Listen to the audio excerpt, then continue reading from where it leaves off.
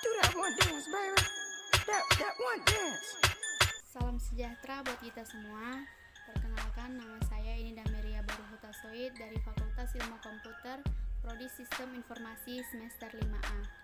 Baiklah, pada kesempatan kali ini saya akan membahas mengenai hasil ringkasan materi pendidikan Pancasila dari pertemuan pertama sampai pertemuan ke-7. Baik, kita langsung saja ke pembahasan.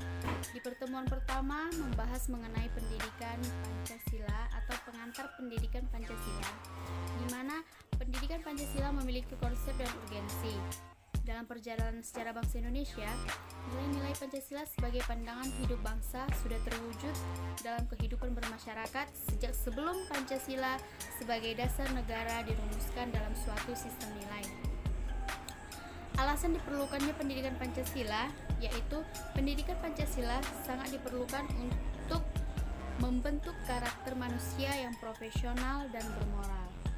Oleh karena itu, pendidikan Pancasila diselenggarakan agar masyarakat tidak tercerabut dari akar budaya yang menjadi identitas suatu bangsa.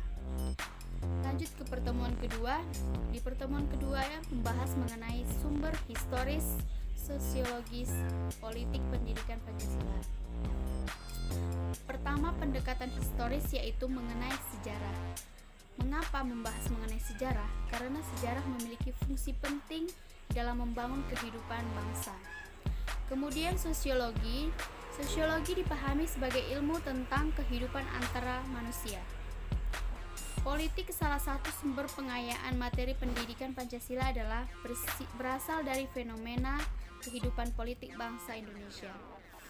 Selanjutnya di pertemuan ketiga membahas mengenai menggali sumber historis sosiologi tentang Pancasila dalam kajian sejarah bangsa Indonesia.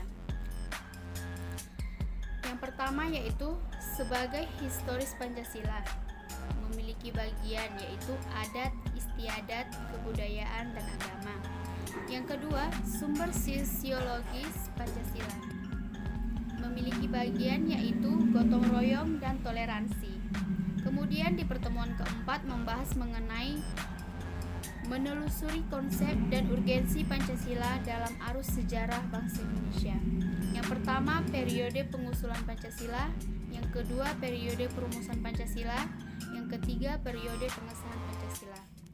Kemudian ke pertemuan kelima membahas mengenai Pancasila dalam kajian sejarah bangsa Indonesia.